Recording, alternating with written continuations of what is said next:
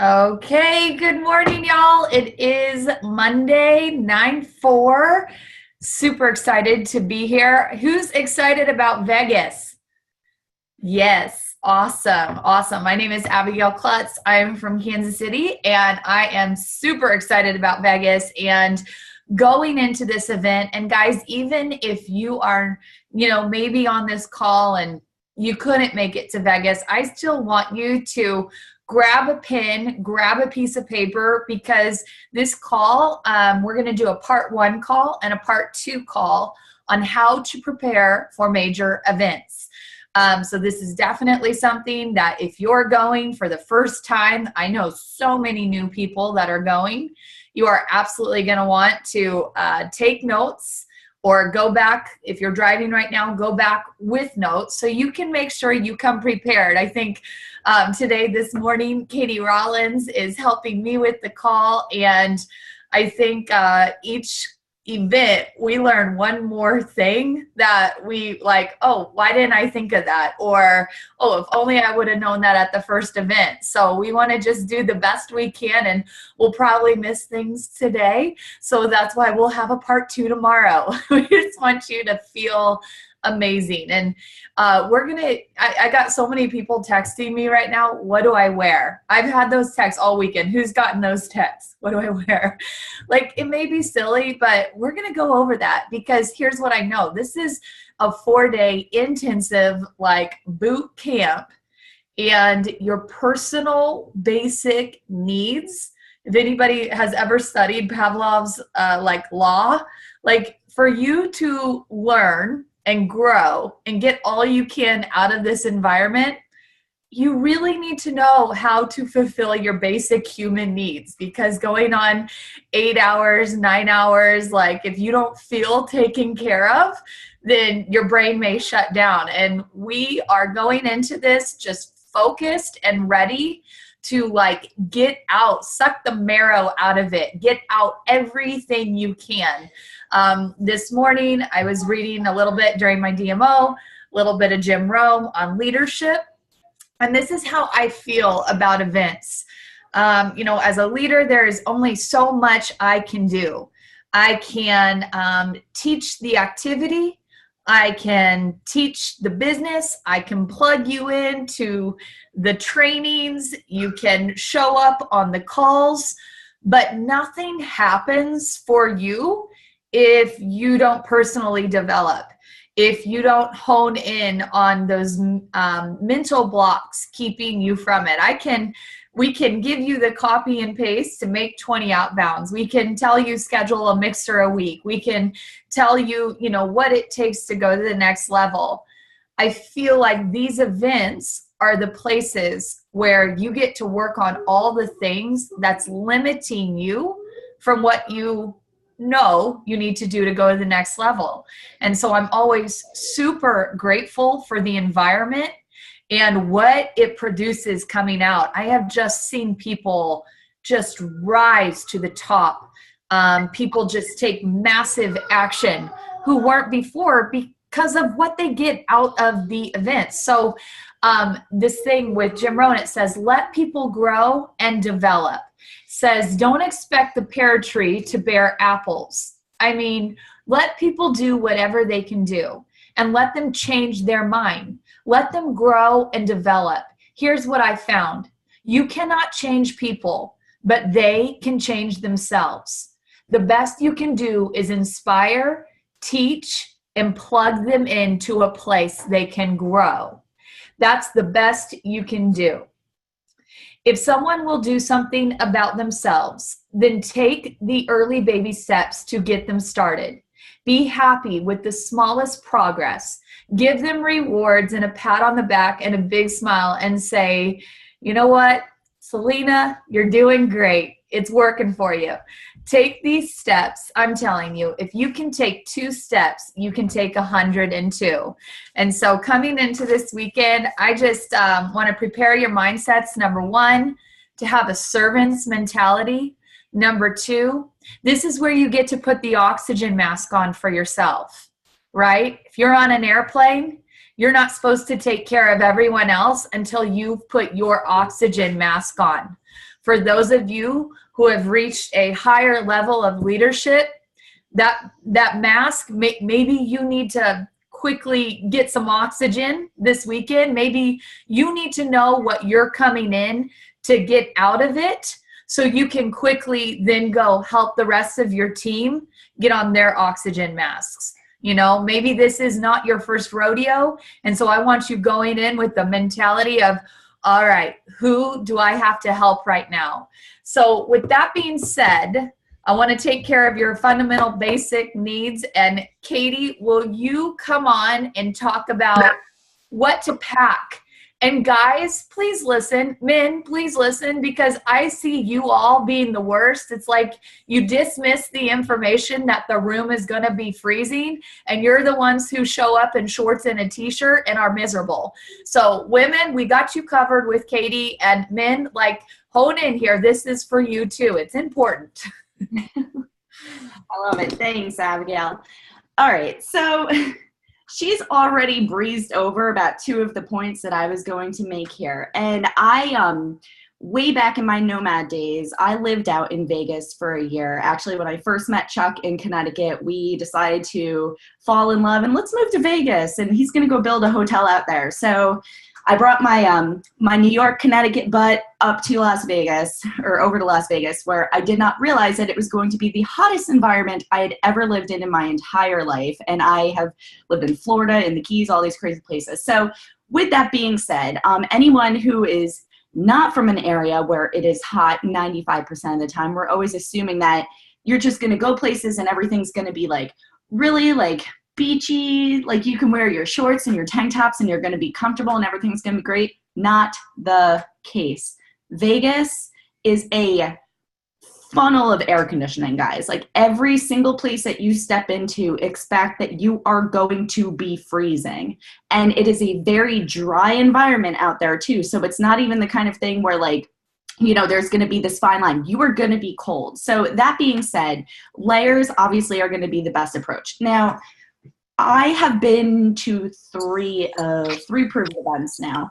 And when I go to these events, the very first one I overpacked so badly. And I'd say 80% of my suitcase was like going out gear. Like and a lot of it was just coming from my experiences previously in life. I thought that I was going to have to be like picture ready and like, I'm going to be, with a whole bunch of other people. And like, I didn't want to look like frumpy or kind of, whatever, underdressed for any occasion. So I really overdressed. I totally overdid it, or overpacked, excuse me. And that being said, I wore about 5% of the stuff that I packed at first event, like straight up. And what that consisted of for me, once I started, I think, Abigail, you mind muting everyone again? Someone's supposed to be back. When I was at the very first night, we went out late as I was instructed to, but it was actually good to do. We went to dinner, a whole handful of us, and I showed up like in wedges and like cute leggings and like this like whatever top, and like everyone came rolling in there in workout clothes. Like we were at a restaurant. I'm like, what? Oh. And it proceeded to be that way for the rest of the event.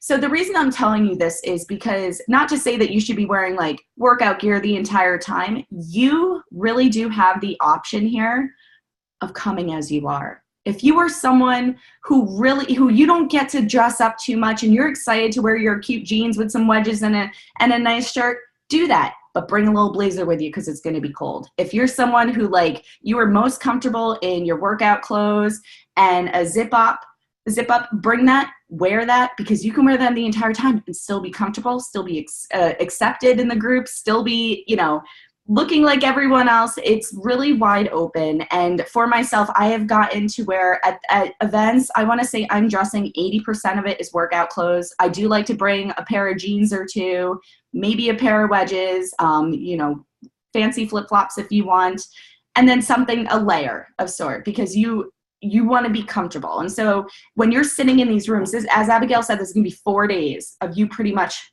sitting. There's going to be a lot of jumping around and stuff, fun stuff like that too. But ultimately, if you are cold and you're uncomfortable, you're distracted, and you can potentially lose something like a 5-minute something that's going to be changing trajectory of your business. So you want to make sure that your temperature is being controlled, you're comfortable, you've got some layers. So the same thing goes for my husband right now, because he does not understand that, you know, you have to be able to have a zip up, something like that. Bring a sweatshirt, dudes. No one's going to judge you if you're wearing layers, but you want to be comfortable, again, because you're going to get as much out of this as we are. And I want you to make sure that you are not distracted because you're actually freezing internally. Let's see. So Abigail had mentioned to me that for the Keto Academy event, she likes to dress a little bit nicer. And that's, you know, I really like that, because when I was sitting around in Dallas, I was looking around and I noticed like there was a perfect mixture of people that were, you know, dressed in workout clothes, people that were dressed up a little bit nicely. And again, that's why I mentioned, like, it's not necessarily going to be ball gown dress up. However, if you want to dress nicely, you know, you can really change an outfit from jeans and a nice top and make it a little bit more professional with like a little lady blazer, which I have 2 of them. Thank you, Stitch Fix, that I'm really excited to bring and wear now. So I say for dress code, I wouldn't overthink it. And again, it's Vegas. And I think, you know, your COC or whoever is probably going to be plugging you into this whole mindset. The last thing here is when we're going to these events, granted, it's Vegas. You know, Vegas is big party town, nightlife, all this stuff. If this is your first event, a couple things that you may not be aware of that are going to happen. You are going to be brain burnt by the end of some of these days, guys. And I say that because I was really thinking that I was going to have to be ready for all these big events and these dinners after the event, and I was going to be staying out and doing all this stuff. So I brought way too much stuff with me. Personally, I found that my focus was in the huddles after the call or after the events. I was getting with my team. I was really focusing on keeping myself plugged into what I was there for, and it was a relief. So, you know, if you're expecting that there's going to be like big casino nights and like everyone's going clubbing, I don't know the group that you're rolling with, but I know my group, that was not our intent whatsoever. So don't stress that part too much with the clothes that you're going to be bringing. Is that good, Ed? Yeah, that's awesome. And I would add one more thing is if you got a VIP ticket, typically you'll find at that Thursday night Keto Academy reception, it is more dressy. And if some of you are staying, you know, to play after the event, maybe one outfit, but right on, Katie. That's perfect. I deteriorate as the week goes on. So I come out strong because I've been in my pajamas working the grind for months. I'm like all dressed up and everything. And then by the last day, it's like tennis shoes, t-shirt, prove it swag. So I just kind of decline as it goes. So, yeah, totally up to you. Okay. Food, snacks. I didn't even ask her to prepare, but I don't want to talk the whole time. And she's always full of great food and snacks. So Selena, what do they bring to fuel their bodies during what do you bring? You're like always got this stuff and I'm always munching and bumming. So go ahead. All right, so I always make sure that I have macadamia nuts. I bring chocolate for Abigail. That's dark chocolate. Gotta throw that out there. Gotta keep her happy while we're there. But I make sure that I bring pink Himalayan salt, guys. You're gonna be drinking lots of ketones. You're gonna have lots of water. You wanna make sure you're putting those electrolytes back in. Otherwise, you're gonna have a smashing headache that you don't wanna have. You wanna be able to be focused. So keto cream is a must. You may drink 2 or 3 of those a day, okay? Jerky is always something, any kind of meat snack, something that you're gonna get some protein in there is great to take with you as well. Some people do like protein bars or a collagen bar or something like that, but you know, just simple things. Make sure you've got lots of keto. Make sure you've got that pink Himalayan salt. If you take electrolyte tablets, you know, maybe bring those along with you, but definitely make sure you have the salt, you've got your ketones, you got your keto cream, and then again, like macadamia nuts and some kind of protein. Perfect. Awesome. I had exactly that, reiterating, bring ketones. You are going to want so many ketones every 4 hours. You're going to want to slam a ketone, bring your keto cream, electrolytes, sea salt. We see people go down and drop all the time because you're drinking so many ketones.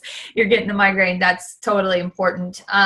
With all that fueling your body, there's a lot of people who maybe fast. I would recommend doing your first day of fasting before the event on Tuesday or on Wednesday, because everybody knows the first 24 hours of a fast can sometimes be your hardest. So if you like to go in and have that mental clarity and not want to worry about food and just be taking ketones, get your 24 hours done on the day that you're not having to really think about your hunger, if that makes sense. Also, alcohol, guys, I'm just going to say it. You don't want to do it. You don't want to touch it. Like if you do, that's your choice. We're not babysitting. We're not judging. We're not monitoring, but you are going to be miserable. Like the days ahead. Listen, if you want to do that, stay late, plan a night where, Monday night or like if you end up, we don't know how late we'll go Sunday, but if that's what you want to do, just do, leave the premises and do it, but I'm warning you, you put that stuff in your body and then you show up and you get up the next day, it ain't pretty that day. So just feel good and get all you can out of it. Make good choices. Y'all are adults, but I'm just saying. The other one is white eye drops. Eye drops. You get bloodshot red eyes. So bring some eye drops, mints, gum, things like that. If you're like me, like you got to do something with your mouth. So, okay, cool. Physical. I think we got all the physical stuff down. Then Voxer. Guys, this is something that I am working through today, and I'm realizing how glad I am I'm working through it today, because all the COCs in my organization are on Voxer, but it's not something that I've been deliberate in taking rising champs to. So today I'm having to go through and text and message all the rising champs, and I'm giving them a screenshot of my Voxer profile and asking them to find me, send me a message. And we got so many new people coming that you need that communication line with your tribe. If you don't have a nearest COC you're connected to right now, go find them and, reach to Katie and say, I'm showing up in Vegas. I really don't have anyone I've been too engaged for. I know I'm on your team. Can you put me in a communication group so I know where to be? Like, that's your responsibility. Katie can't assume she has all 800 people taken care of. If you want to get the 411 info on, where her tribe is huddling, pre-post, on the info she's giving out in real time, reach out to her today, not Wednesday. It's too late then. Go ahead and reach out today and make sure you're engaged to a COC or a rank 7 or a rank 8, just so you can be getting that real-time information. And they need to give them that respect to, it's massive right now, trying to take care of the communication. So let them do that today, and don't be hitting them on Wednesday with messages, where is everybody? And you're not in that mass communication group. Respect that there are going to be 100 pieces flying for so many people. Some people have to be somewhere with the drop of a dime, and they need to put out one message and not be trying to put out 23 messages and leave people out, and then drama and so get yourself into some sort of communication group with your nearest COC or leader. That's important. So the other thing, when we're communicating with people, one of the number one things I'm communicating is you have the itinerary. Don't look for that. Katie, where's the itinerary right now? Just so. In our emails. In our emails. Okay, you got the itinerary. It's already saved in my Vegas folder. Awesome. Vegas folders. Awesome. You've got the itinerary. You know when and where to be there. And the other thing is, if you are holding, if someone else has your ticket today, you get your ticket, or if you can't get your ticket, get the screenshot. Don't show up to registration and assume they're available for you to get checked in. They could be in a meeting. So make sure today you have your ticket If someone else registered it for you, it's your job to say, I need that picture of the download, and that will save you freaking out at registration when they won't register you because you don't have your ticket and someone else has it. So be overly prepared, ask for what you need. And then really important, guys, if you're staying at another hotel or if you're at the host hotel, be on time. When the event starts, there's lines out the door there it wraps around the hotel. Don't be doing one of those things where you're showing up at 8:55, personal texting, maybe your COC or rank 8 saying, will you save me a seat? There are no saving seats. If you're a COC, you get into the room early, and they don't allow us to save seats. And they want to honor the people who got there early and got in line. So don't put that pressure on your COC or someone else when they have 10 people who are just rolling in at 8:55. Do you have a seat for me? Take ownership, take responsibility. Get there 20, 30 minutes early everywhere you go. If you roll in at 8:55, you will have a seat in the back, and you may not be sitting next to, your team because there's not that many seats. So, go in. It's game time. It's game time. Get to the warm up. Get there early. Get there with your tribe. Go in together. And don't be doing that. Don't roll in late. You came here for business. It's all business. It's all work. Be there and really, if you got to go to the restroom, you just sneak out and you come back in, and there's no standing at the back. Man, I hate that I got this topic. This is so just all these rules. I'm like, what? This will get better, I promise. But I want to give you those expectations, because if I see, people that I know standing at the back, it like hurts my feelings. Like it like makes me upset. It makes me anxious, because I know as leaders, you want to be up front, you want to be providing the energy, and it's a big no-no to stand out in the hallways and chat. If you're, getting overwhelmed, if it's too much information and you need a break, then you leave and go up to your room, or you go somewhere where people can't see you huddling and disengaging, because that breeds other people allowing themselves to cut out or to go talk or to be in distraction or that kind of thing. So if you need a break, go fulfill your needs, go take a break.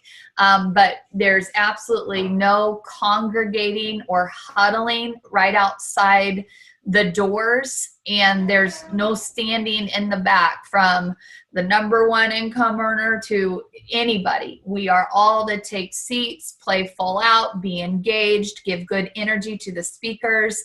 It's just the mentality and the energy that we bring. So that's kind of the showing up early, the physical. Let's go ahead and keep rolling with energy. Katie, showing up with amazing energy and really, staying anchored. And how do you navigate with so many people there, keeping yourself right? Absolutely. And last week, and so I love that you have the availability, guys, to really determine what your plan is to take out of these events before you get there. Especially, we've been hyping this up for so long. You guys know what to expect. It's going to be so much fun. It's going to be a lot of us together in a big group. But that being said, you're not there as a big group. You're there as you. And you need to know going into this event what it is your business needs to take out of it, what your soul needs to take out of this, and what goals you need to be taking out of this. So if you're just going in blind and you're expecting that you're going to figure it out along the way, you might find that being in such a huge space with this many people can actually deter that from happening. And I don't know how many of you were on Kendra's call last week where she was talking about from a biological level, our energy that we're putting out into the world. This is a real thing. And not just that, we're about to be in a big old room, whole bunch of bodies, closed doors, feeding off of each other. So that being said, having that game plan of your goals going into this is going to be so helpful. And for me, it's so especially helpful because having those goals almost tell me exactly, how to recognize if something's coming in front of me that may actually knock me off kilter. And very often, I think a lot of us might not realize that we're doing this, but your energy that you're putting out can be really impactful for someone, even for someone who you love and care about within your team. We're going to be all of us together, and there's a lot of people really excited, and you can feel that. There might be a lot of people who are kind of clicking into that comparison game and they don't realize they're doing it. Or, maybe someone is they hear something from someone else and they're distracted by side conversations. What you need to do is keep yourself in check. And what you can actually do that I have found for myself, now, I don't know if it's just because I've been actively surrounding myself with good energy people basically my entire time with Prove It. So I don't experience too much negative from anyone, but it's still human nature that you might find that someone you love or care about is, kind of go in there, help them, snap them out of it. Now, there's a fine line between having to handhold and, teach someone how energy works and gratitude, but at the same time, divert the attention. You can get someone's focus back on what we're there for very easily. And very often I can do this. I will say, for example, Kendra and I, we could be talking and I can kind of be like, and she's like, girl, I know. So isn't it so incredible that XYZ? And you can apply this right within these groups. Isn't it so incredible that we're sitting here and we have this person up on the stage feeding into us, something that a year ago we didn't even know we would ever be a part of. Like, you can divert this for yourself and you could divert this for other people, but you have to be ready and know that if you're starting to hear things that don't align with your goals, you've got options here. You don't need to sit next to it and listen to it. You're allowed to protect your energy, put on your mask, and refocus on what you guys are there for. So with that, surround yourself with people who are positive. I mean, that's just how it is, like misery loves company. Not everyone's going to get that. And I don't feel like people are going into this investing money so they can go and bitch and moan. But the reality is you still got a whole bunch of humans and a whole bunch of personalities that are going to be collected, and you're there to take care of you. So if you find yourself becoming the victim of some negative energy, refocus yourself, do whatever you need to do to get yourself back aligned with the goals and the reasons that you're there. And that is the adult response. That's actually what you should be doing. You have invested time and energy to get to that event. So make sure that you're getting everything out of it.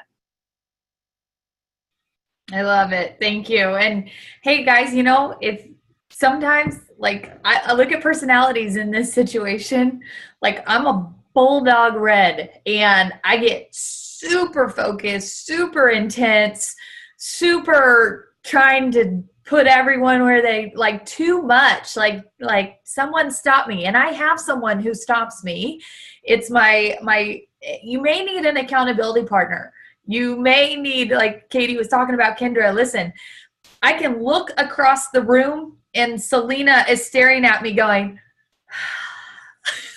like she feels my energy and she's always trying to shift it when it's too intense.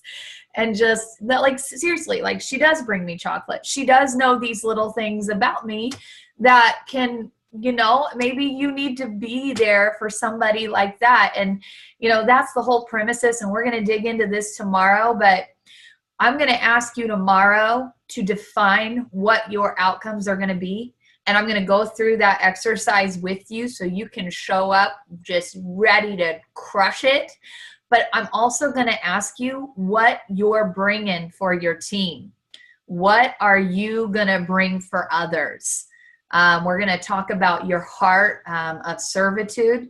And there are literally people that when I see them there, it just kind of relaxes me because I know they have my back, or I know that like they're pure in love, or I know they're those words of encouragement. And, I so envy and admire that. And it's something that I'm going in with. I want to bring more of this to the team, so tomorrow I'm really excited about the training.